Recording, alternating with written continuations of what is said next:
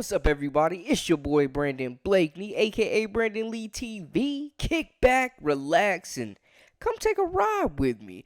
So, I just finished Johnny Manziel's episode of Untold Stories on Netflix, man. This is one I've been waiting on about my guy Johnny Football. Now, I gotta say, me personally, he's probably my favorite college. It ain't even a probably. He's my favorite college quarterback of all time, man. I loved how he played the game, and he was relatable living that frat boy life. I was doing the same thing at the same time, man. Just, enjoying life, living life. But I could have not imagined having that type of college experience off the field, living out here like a frat boy, but then turning on the lights and getting active on the football field, man.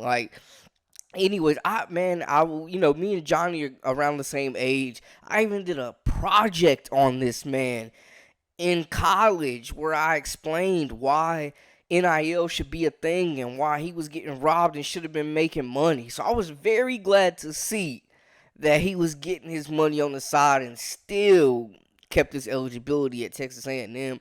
But it just goes through about how he built this program, started off from humble beginnings in Texas, and turned into that money, man.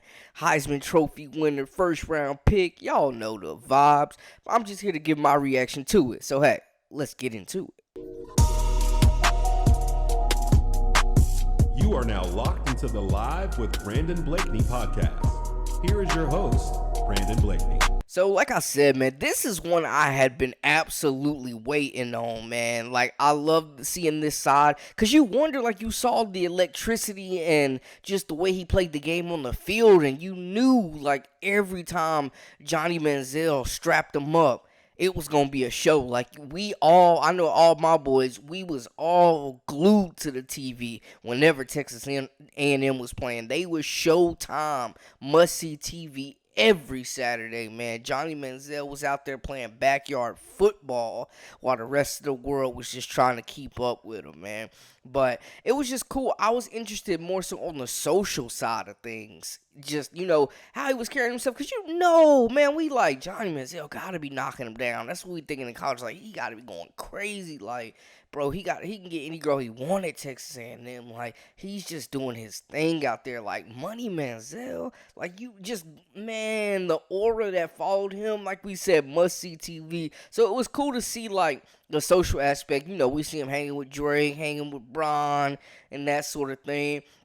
But before we dive into that, I just want to say, I think that this story was produced really well. It was shot really well. I think that it was emotional for me personally, man, just seeing the rise and the fall. It was great hearing insight from his family, former coaches, you know what I'm saying? I honestly wondered why they didn't have any former teammates. I was surprised, Mike Evans didn't want to. I don't know if he didn't want to or if they didn't try to get at him about it. I don't know. But I thought that was weird that Mike Evans, because, they was the 1-2 punch down there in Aggie land. So, I don't know, man, but I think it did a really good job of detailing what kind of person he was, how he was raised, going into the military type football program at his high school, you know what I'm saying, taking the job over, making his legend in that high school Texas football, man. Y'all already know those Friday night lights in Texas.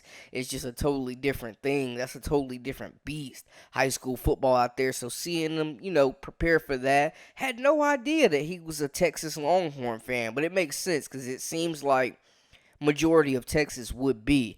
Seems like it would be an orange state. But, Texas did not offer him, didn't entertain him, you know what I'm saying? So he took his talents to Texas A&M and reached heights Texas still hasn't.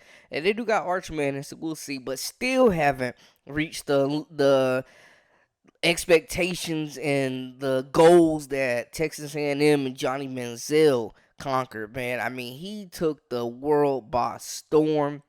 Seeing how he progressed, coming in freshman year, being the first freshman to ever win a Heisman Trophy, and still, that's just crazy, man. Still crazy that a freshman won, you know what I'm saying? And we're seeing that how he kicked the door open for Bryce, man. You know what I'm saying? But anyways, I think that it was very well produced, like I said. The storytelling was great. It brought us inside. And I think it kind of explained, too, when he got to the NFL.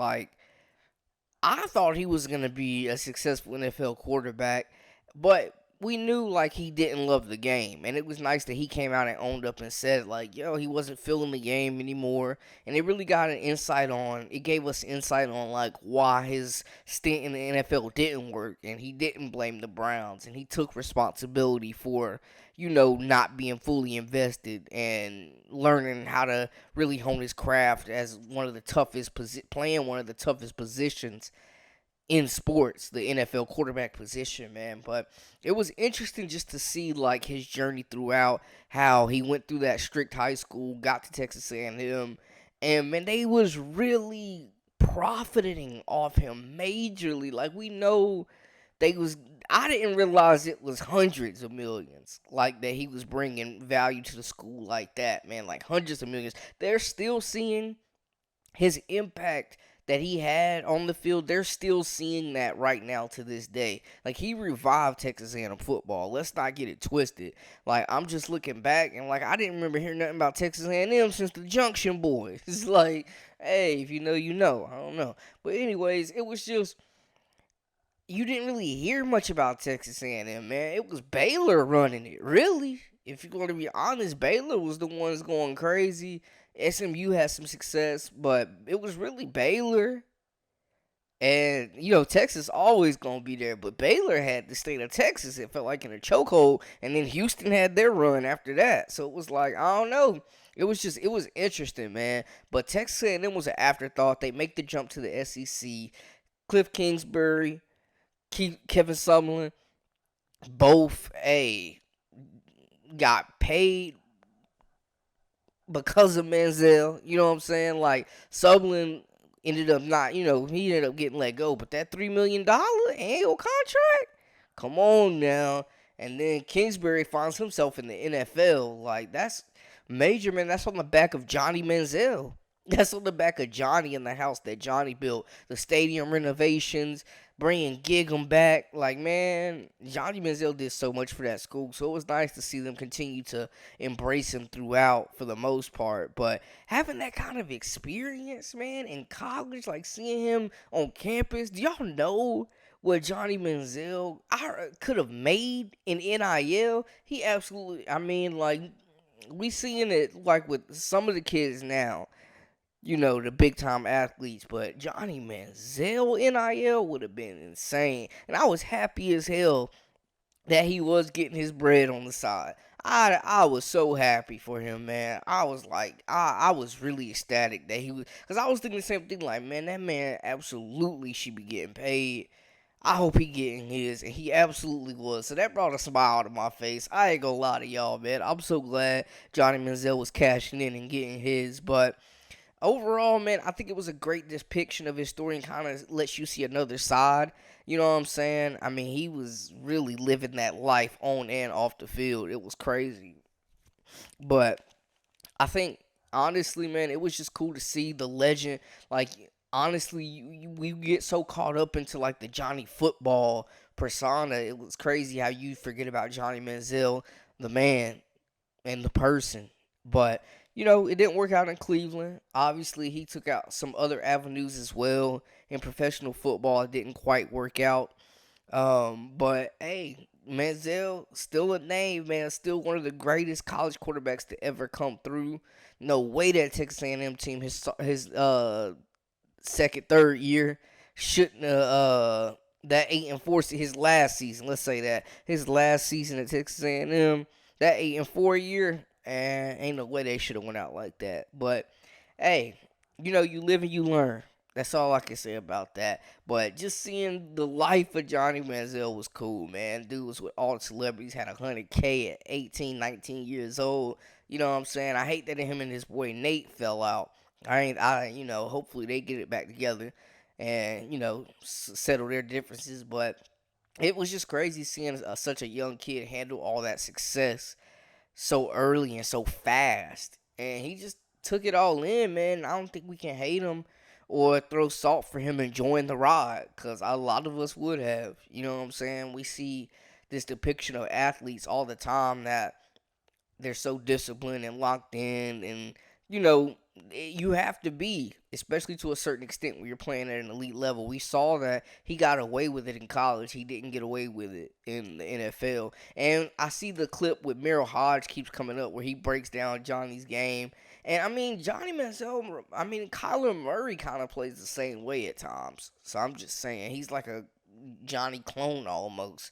More polished, more arm talent, but more pocket presence, but still kind of cut from the same cloth. Not off the field, but on the field. And yeah, just I don't know, man. It was just weird. Like the razzle dazzle, the run and gun. He beat Bama, and I think that if he would have had a little bit more structure, and like he admitted, if he would have been more locked in, willing to learn the position, it would have been a totally different story because he had the talent, man. I'm going to just be honest with y'all. He had the talent. That man was a transcendent talent. And I hate it didn't work out because I was one of them ones that was like, yo, Johnny Manziel is could be one of the faces of the league type. You know what I'm saying? But hey, I can't be mad at him for enjoying the fruits of his labor and all the benefits that came with having that status as a celebrity. You know, can't hate him for it. Can't knock him. Hey, can't knock him. Anyways, I think Netflix did a great job, though, giving us the insight. Let me know how y'all feel about everything and what y'all thought about the rise, the fall, maybe the Phoenix, the rise again. I don't know. Y'all let me know in the comments, though. That's a wrap for us. Make sure you hit that subscribe button for all the latest and the greatest. You know what I mean? We got the memberships rocking as well, man. Exclusive content daily, weekly, whenever you need it. Until next time, hey, we out.